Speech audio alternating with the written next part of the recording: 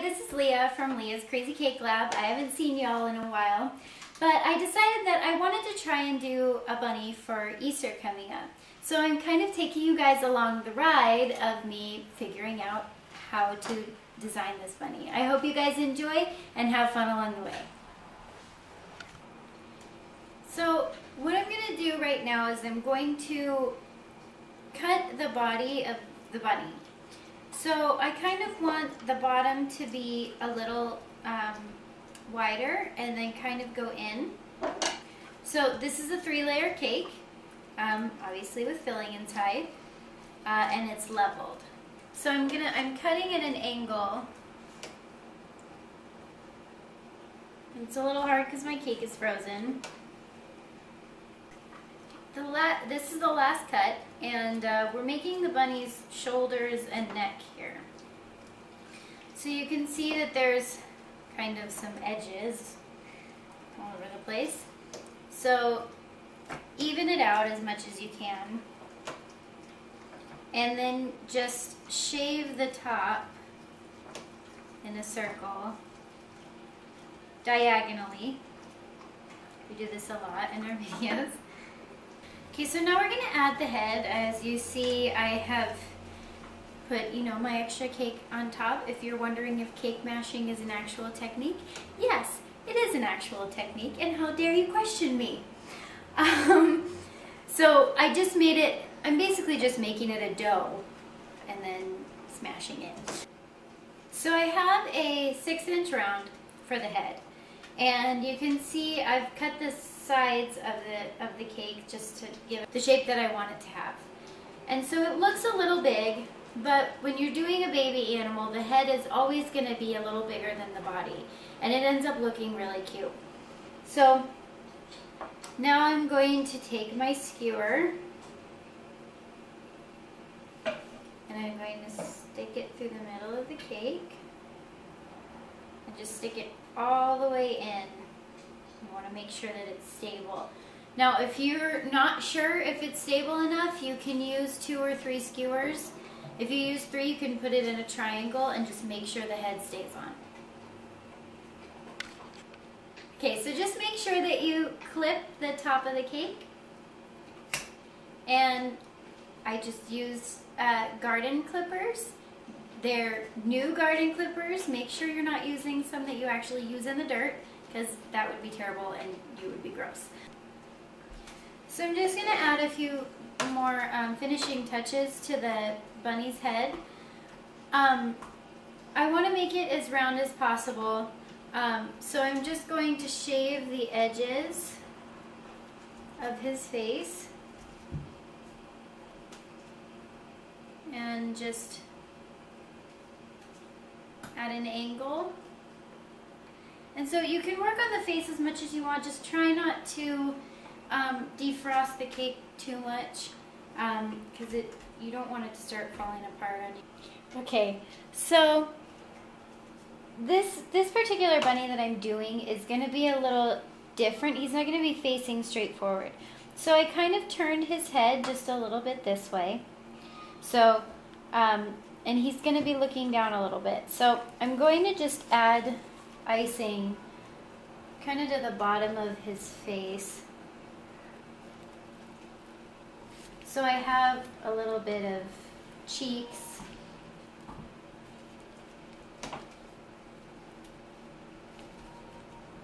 and a little bit of a point for the bunny nose. And then what I'm going to do is just shape it with my handy dandy Ziploc bag and then start the icing.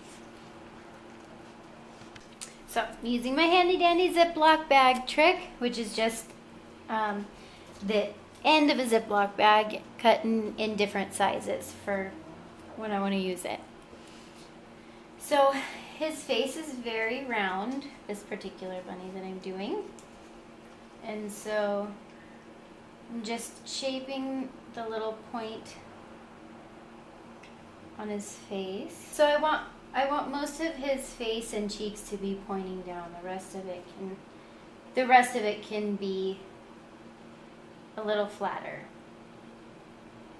So you can see I made his first little leg already. So what I did is I cut a 6-inch cake in half, So I'm taking my other half of my 6-inch cake, and his legs are a little, kind of like a triangle. So I'm just gonna go pretty wide. And then I'm gonna cut the back of it so I can stick it against the cake. So his legs are pretty far apart, spread out. So I put the edge of the cake here, and then I'm just gonna cut the front of the round part so it's flat. And I'm gonna take this round part and put it right up here. So it's a little bit taller than this leg, so I'm just gonna shave it. Make sure it's even. And then what I'm gonna do is I'm just gonna crumb ice the leg just like I did with this one. So I've just covered it in icing, and so now I'm just gonna shape it. So I wanna make his leg rounded, and you can see it's a little bit bigger than the other one. So I put a lot of icing on, that way I can kind of shave it down as much as I can. So obviously it's not perfect, but it's just a crumb ice, and we're gonna go over it with the pink icing. So I have a large star tip. Any size will work, but this is the one that I want to use. So I'm just going to start icing. I put the rosettes on this bunny, and I kind of hate it. So I'm going to smooth him instead. This is the best part about my videos, is that every time it's an experiment. And then sometimes I hate it, so I'll change it. So I'm going to use my handy dandy smoothing trick, and I'm just going to smooth them all out.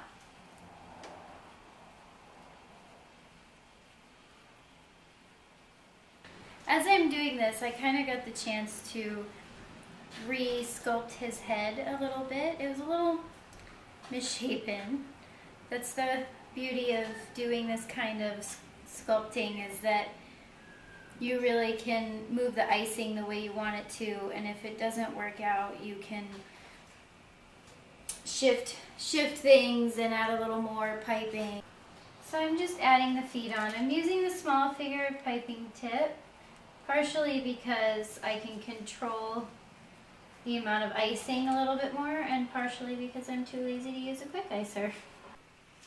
So now I'm going to add his arms, and I'm going to start them pretty low down here, and I'm just going to sculpt them with icing. So I have a big piping tip. You can also use the end of a coupler, and I'm just going to kind of use my pressure here, and I'm going to make the shape that I want it to be.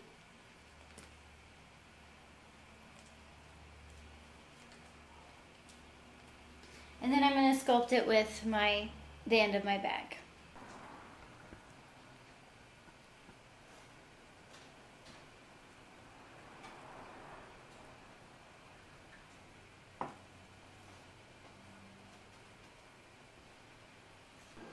So I'm going to do his other arm, or paw, or whatever it is, and I'm going to have it kind of going underneath this other one. So I'm just going to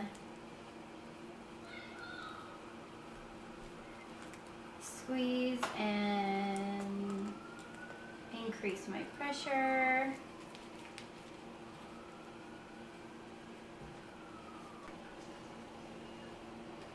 So I am just sculpting and kind of fixing up his other hand here without messing up the other one. And you just kind of mess with it until you get what you want, especially when you're just sculpting with icing.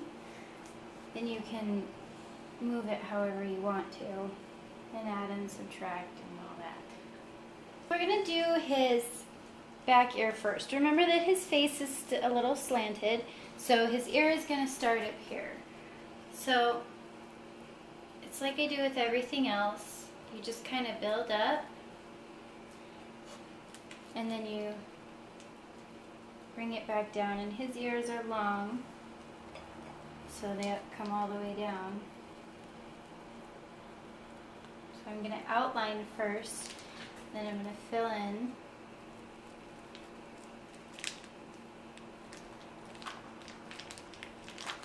So I kind of already made the shape of the ear, so I'm adding another layer because I want his ears to kind of look like they're a little off his body.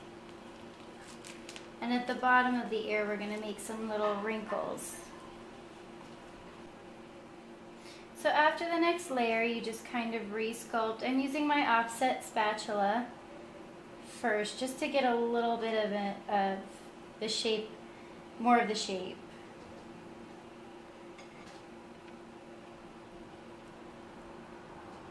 And I'm doing the little wrinkles, which I'm just kind of ruffling my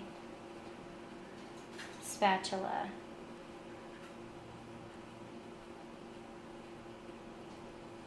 And then we're going to smooth out with our bag.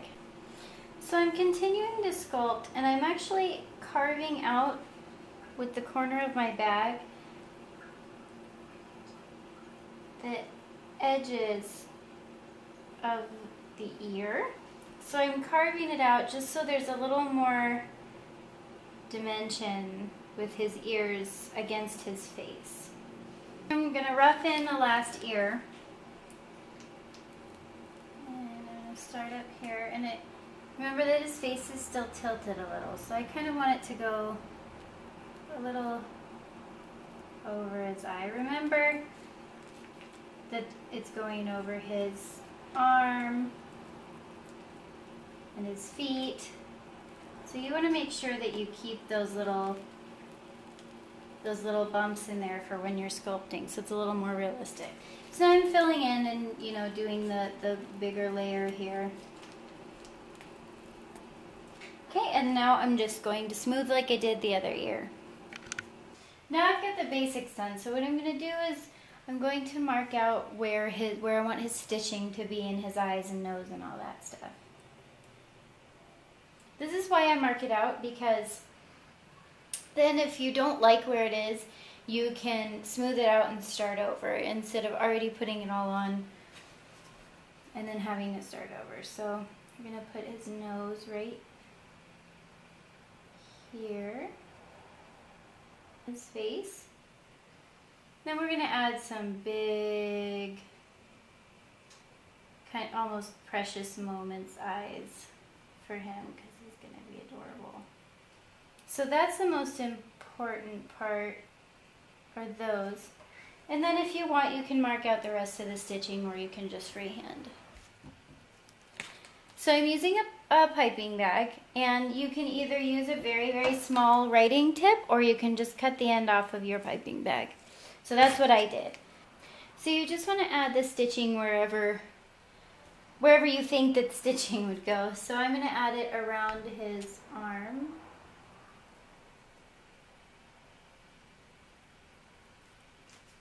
And I'm going to add it here.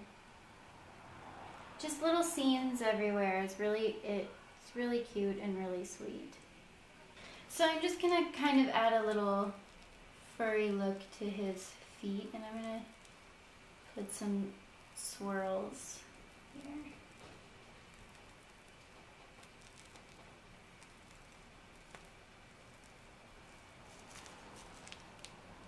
The last thing I'm going to do is I'm going to add his dark nose. And I'm going to add his little mouth.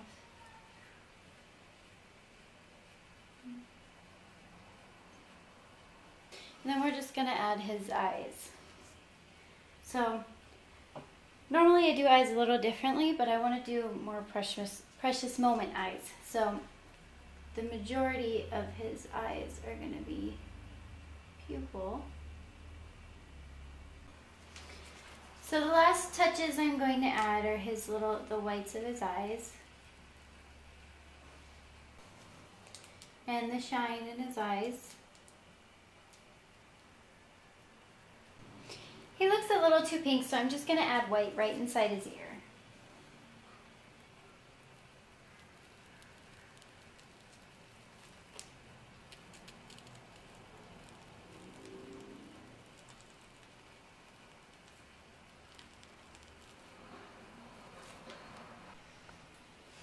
So my very, very, very last touch to the bunny is just to add a little bunny butt, a little cottontail. And my icing's a little bubbly, which is great because I want him to have like a little furry tail. Well, that was interesting and fun. As you guys can see, sometimes you have to change things along the way, and it's pretty easy to do. So I hope you guys had fun watching this. It's an adorable cake. I think it'd be great for Easter, but I also think it would be awesome for a baby shower cake. And you can definitely do it in blue too, would be adorable. So I hope you guys had fun, and I'll see you next time. Don't forget to follow me on Leah's Crazy Cake Lab on my Facebook, and watch my channel. Hope to